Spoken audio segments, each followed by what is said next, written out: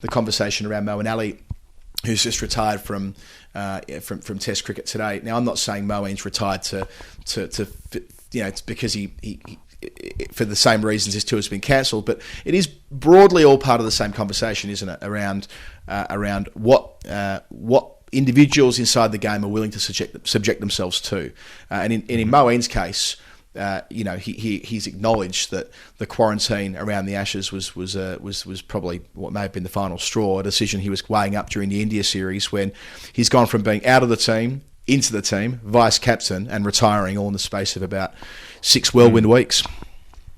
Yeah, it's a crazy few weeks in the end, I suppose, and it felt like too little too late from England when they popped him into the vice captain's job. It was a way of saying, oh, look, we've screwed you around massively this year, which they had, getting him out to Sri Lanka where he gets COVID and then he's in quarantine and then he can't play those tests, and then they don't pick him in the first test in India, but they do pick him in the second, and then put the hard word on him to stay when he's supposed to go home to see his family for a brief window of time, and sort of make it out to be his fault that he's decided to go home in the middle of a test series and abandon England, when in reality he'd spent 8 weeks in a hotel room by that point for the sake of playing one test match, and then get him to come back for the T20 series in which he doesn't play, sits on the bench for 5 matches, having come back out to India again. I mean, it's insane what they did with Moeen Ali just this year, as opposed to the many years leading up of bouncing him around the order sort of everywhere from 1 to 9 that he's batted,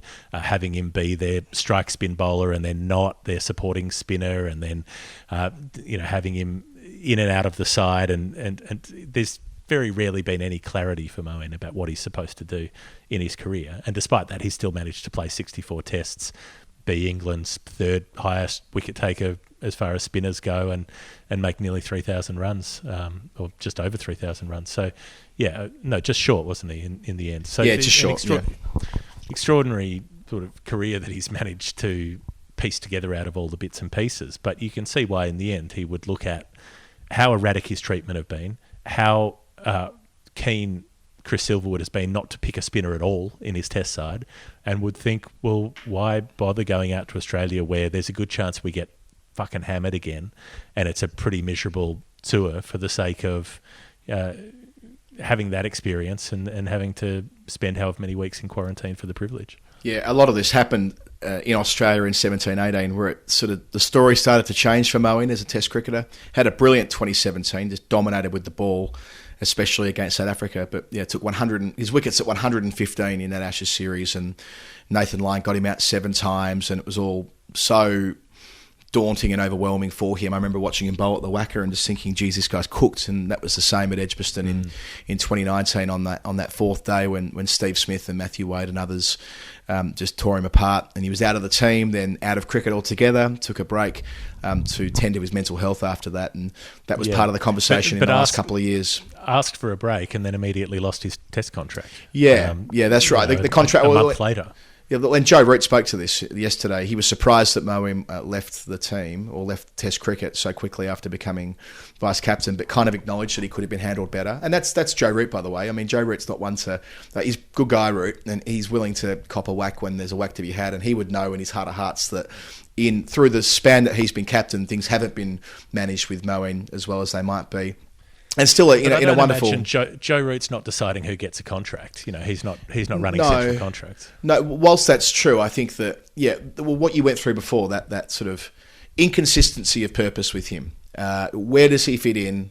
Was unclear at different points, far more so in the last 3 or 4 years than it was in the first 3 or 4 years of his Test career, where he started so well. I think back in 2016, some of those hundreds he made, and the way he bowled in 2017, to finish as only one of 13 players to take 5 fifers and 5 centuries. I mean, it's a brilliant list of cricketers, all-rounders that he joins, even though he averaged 28 with the bat and 36 with the ball, and people will say, well, look, if those numbers were reversed, then maybe he could be considered a great all-rounder. But still, he made a big contribution.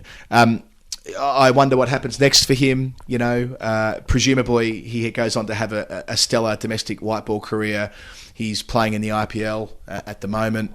He'll have a T20 World Cup later this year and another one the year after, where he'll be Root's deputy, maybe even leading the team if they're doing a squad. No, not Root, sorry. He's the deputy of Owen Morgan, of course. But at different times with squad rotation and injuries, he's led England in the last couple of years.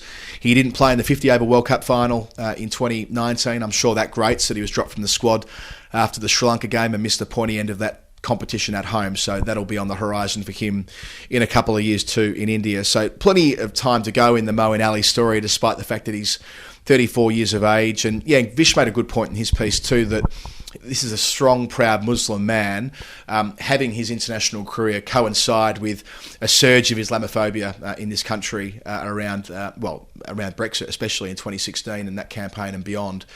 So it's not always been the easiest time for him to play for his country, and yet he's always done so with a smile on his face, and the kind of guy who has brought many, many people into the sport and should be credited for that, and looking forward to seeing what he can now do with the white ball.